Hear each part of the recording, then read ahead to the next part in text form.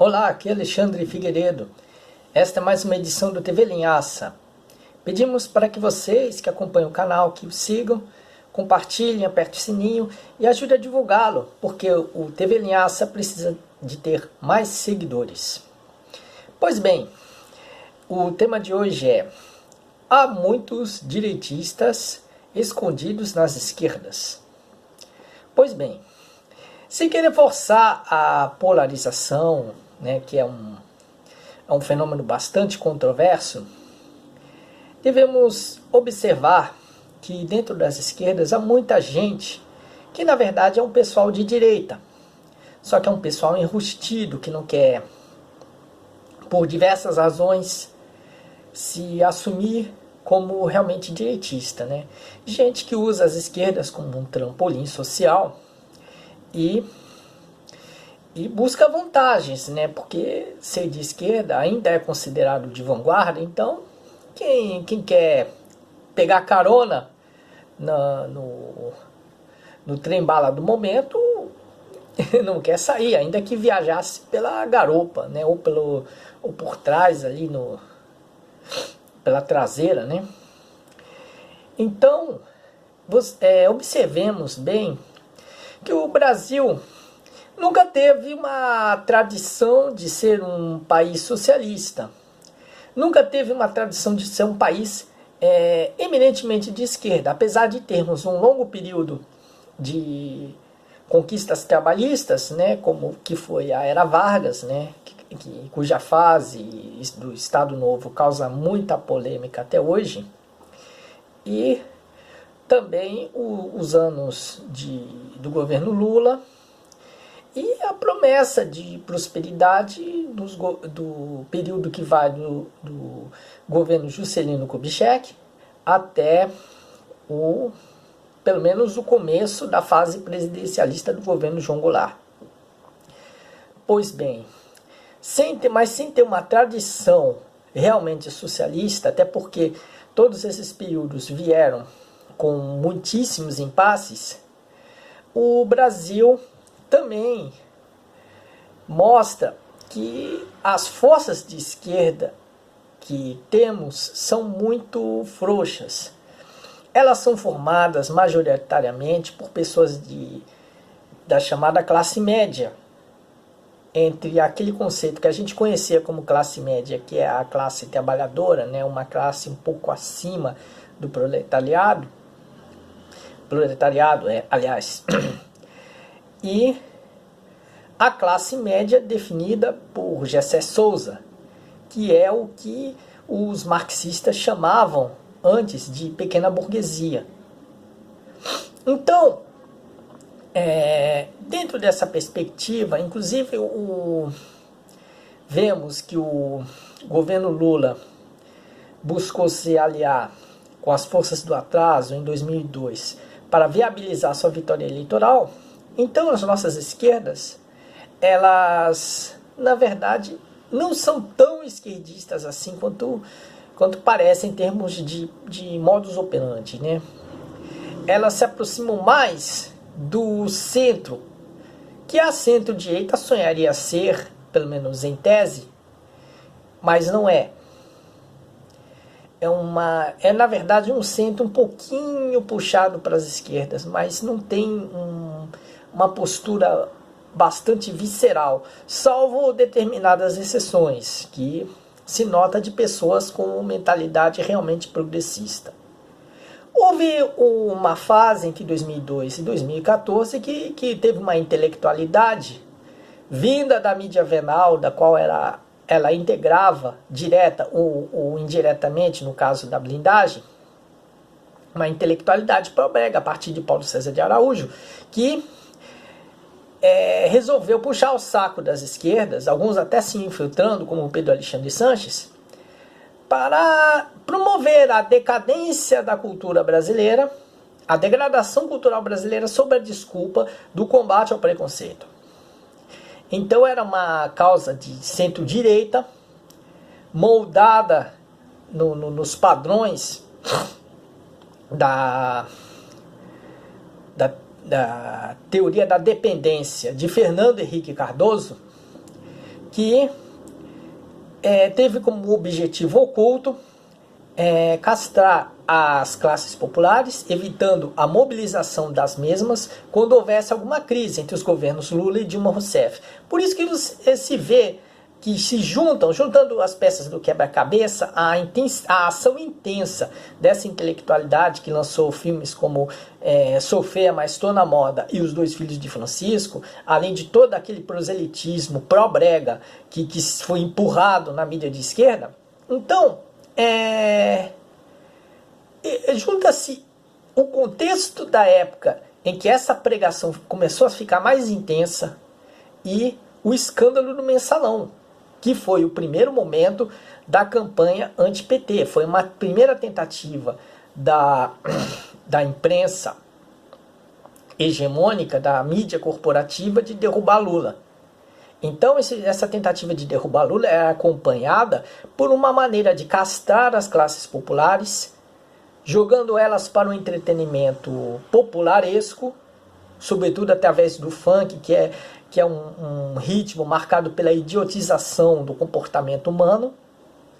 E aí, com o povo distraído no entretenimento, no qual o discurso intelectualoide dizia que esse entretenimento já era ativismo social, então o povo não ia para as ruas porque achava que rebolando o funk já estava fazendo ativismo político. Isso é influenciado pela lorota que foi espalhada pela inteligência da época.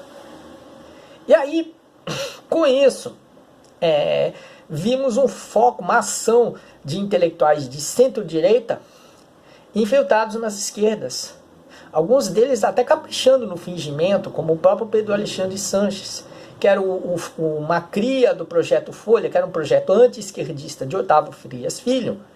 E aí, mas Pedro Alexandre Sanches foi fingir ser um intelectual de esquerda. E depois ele foi até denunciado por Anselmo Góes, né, que revelou que o esquerdismo de mentirinha de Pedro Alexandre Sanches teve como objetivo apenas obter financiamentos públicos do PT, dos governos do PT, para os seus projetos como o Farofafá, o portal de notícias musicais Farofafá.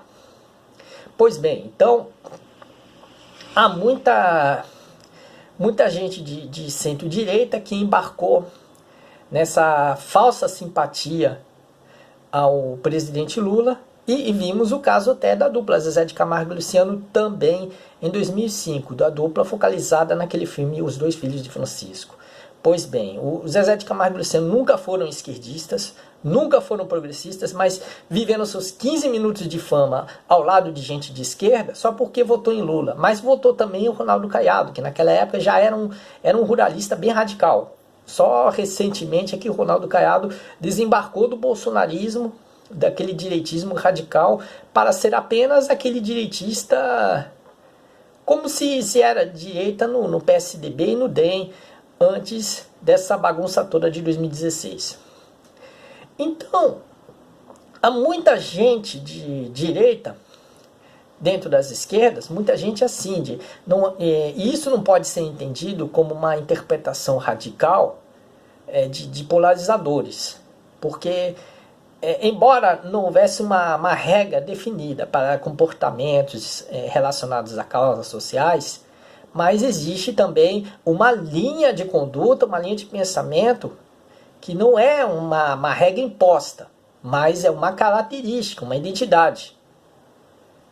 Né? Não aí me lembro da desculpa que os pseudo-nerds da linha Campus Party, da linha Cervejão a disseram que nerd não tem regras. Só que eles impuseram regras opostas à natureza original dos nerds. E aí macularam o termo nerd, que hoje não tem mais a ver com aquele filme Vingança dos Nerds. Então, porque toda identidade social também tem as suas regras sociais. Não aquelas regras impostas, mas umas regras que definem como uma espécie de DNA social de um grupo. Né? Então, apesar de não ter as regras impostas, mas na esquerda tem que se haver uma linha. E aí a intelectualidade pró-brega, né, e certos setores da religiosidade brasileira, como parte do movimento espírita brasileiro, eles estão comprometidos com a domesticação do povo pobre, que é uma causa oposta ao ideário das esquerdas. Uma domesticação do povo pobre, só que ela é disfarçada de causa esquerdista porque evoca a imagem apelativa dos pobres sorridentes. Só que na verdade não se sabe se esses pobres estão sorrindo porque foram enganados por oportunistas de plantão ou porque realmente estão felizes. Será que apenas um pobre sorrir é sinal de felicidade? Ele não está sendo manipulado? Ele não está sendo seduzido por algum oportunista de plantão? Pois bem, e aí vemos que esses setores que se dizem de esquerda e que ficam com aquele comportamento efusivo, apaixonado, com textos panfletários, nota-se que esse pessoal não é realmente de esquerda, porque o verdadeiro esquerdista se nota pelas ideias. É gente que produz conteúdo, gente que tem uma postura mais realista e não fica por aí bajulando Lula, chamando Lula de super-herói brasileiro, tratando Lula como se fosse o novo Jesus ou uma criatura de outro planeta, que é o que fazem os pseudo-esquerdistas, que precisam carregar desse comportamento bajulatório para enganar, para impressionar as pessoas, com aquele comportamento mais animado demais. Quando o cara é efusivo demais, se desconfia. É como naquele ditado: quando a esmola é muita, o santo desconfia. E outro ditado também: quem muito diz ser que é porque não é, porque quem realmente é não precisa ficar dizendo. E aí se vê um monte de gente de direita fantasiada de esquerda, lobos em peles de cordeiro, que capricham tanto no seu simulacro de esquerda que eles não desembarcam. Até quando há uma crise, até quando no âmago da alma deles, eles mordem o beiço e querem se comportar como, por exemplo, uma geração de ex-esquerdistas que no tempo de Dilma Rousseff passaram por oposição. Então, só que eles não desembarcam. Pelo contrário, eles ainda continuam até quando for preciso, até quando for possível, continuam com seu teatrinho. E a gente que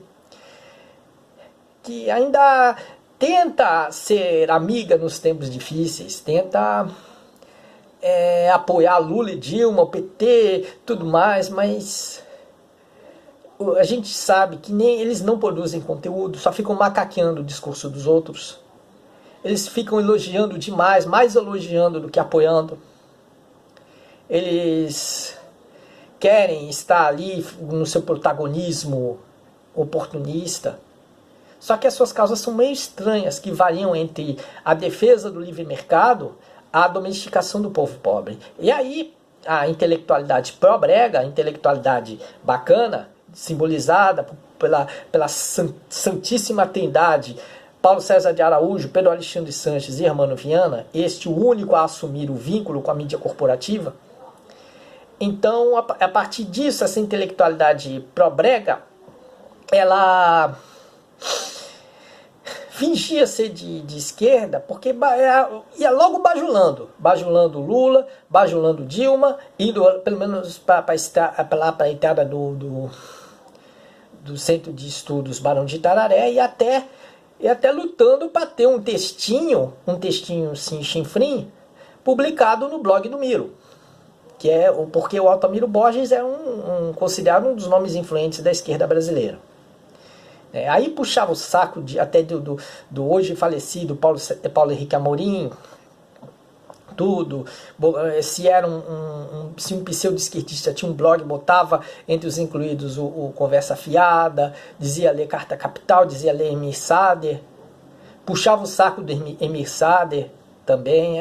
É uma apropriação bastante oportunista. E aí se vê o quanto esses puxa-sacos da esquerda, que não produzem conteúdo, não lutam pelas causas verdadeiras de verdade, as causas verdadeiras de verdade, veja só, mas é porque a minha fala está andando assim. Então, esses pseudo-esquerdistas, eles não lutam pelas verdadeiras causas sociais e apenas ficam bajulando, só pegam carona quando alguma vantagem pessoal está em jogo. Então, eles serão desmascarados nesse tempo em que as esquerdas estão sendo criticadas, e em breve veremos, até mais do que os escândalos de Jair Bolsonaro, parece que vão vir aí os esquerdistas de fachada a serem desmascarados pelas suas práticas, pelos seus procedimentos. Isso não é uma radicalização da polarização, mas um desmascaramento daqueles que não estão comprometidos de verdade com as classes populares. Isso não é dirigismo de esquerda, é apenas uma questão de coerência. Veremos depois que haverá muitos direitistas ocultos que serão revelados, serão identificados. É esperar para ver. Bom, ficamos por aqui, desejando uma ótima noite, um ótimo dia, uma ótima tarde para quem estiver vendo esse vídeo em determinado horário. Fiquem em casa, não abusem da flexibilização que está aí. Aliás, antes é melhor ter maior cuidado, ter o dobro do cuidado que se tinha antes, né? Porque o vírus está solto, como uma verdadeira fera invisível a pegar qualquer um. Então, um abraço para vocês, muita saúde, e a gente se aguarda no próximo vídeo. Até lá!